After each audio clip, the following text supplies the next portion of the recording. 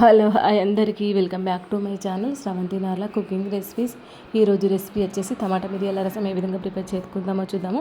వీడియోని అయితే ఫస్ట్ నుంచి లాస్ట్ వరకు స్కిప్ చేయకుండా చూడండి.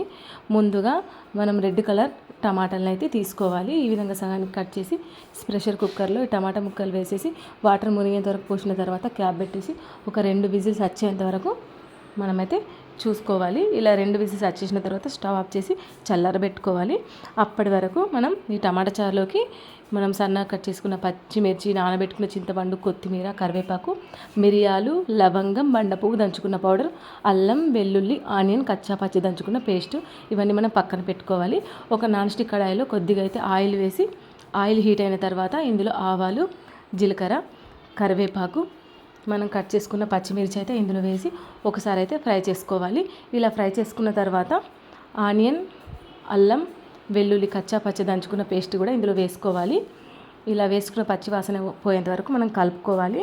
ఇలా కలుపుతున్నంతసేపు అప్పటి వరకు మనం కుక్కర్ మూత తీసి చల్లారిపోయింది కదా, ఈ కుక్కర్ మూత అయితే తీసుకొని ఇప్పుడు ఈ రసాన్ని చేత్తో కానీ పప్పు గుత్తుతో కానీ స్మాషర్తో కానీ ఇందులో నానబెట్టుకున్న చింతపండు వేసి మనం ఇలా మంచిగా పిసుక్కోవాలి. రసంని అయితే ఇలా పిసుకున్న తర్వాత ఇందులో ఆనియన్కి కొద్దిగా సాల్ట్ అయితే యాడ్ చేయాలి. ఈ రసానికి తగినంత సాల్ట్ యాడ్ చేసి మంచిగా పిసుకున్న తర్వాత ఈ రసంని అయితే ఇందులో పోసేసుకోవాలి. ఒకవేళ మీకు ఆనియన్ నచ్చకపోతే స్కిప్ చేసుకోవచ్చు, కానీ ఆనియన్ వేయడం వల్ల రసం అనేది చిక్కదనం అనేది వస్తుంది, చాలా టేస్ట్గా ఉంటుంది. ఇలా మరుగుతున్నప్పుడు ఇప్పుడు ఇందులో చిల్లీ పౌడర్, పెప్పర్ పౌడర్, కొత్తిమీర, పసుపు, గరం మసాలా ఇవన్నీ వేసి మంచిగా ఒక 10-15 నిమిషాల వరకు చారునైతే మంచిగా మరిగించుకోవాలి. ఒకవేళ మనకు సాల్ట్ కానీ చిల్లీ పౌడర్ కానీ పడుతుంది అనిపిస్తే ఇక్కడైతే వేసుకోవచ్చు. ఒక 10-15 నిమిషాల వరకు ఈ రసాన్ని మరిగించి స్టవ్ ఆఫ్ చేసి దించేసి ఒక బౌల్లోకి తీసుకోవడమే ఉంటుందండి. ఎంతో టేస్టీగా టమాటా మిరియాల రసం అయితే రెడీ. అంత టేస్ట్గా ఉంటుంది. మీరు కూడా తప్పక ట్రై చేయండి.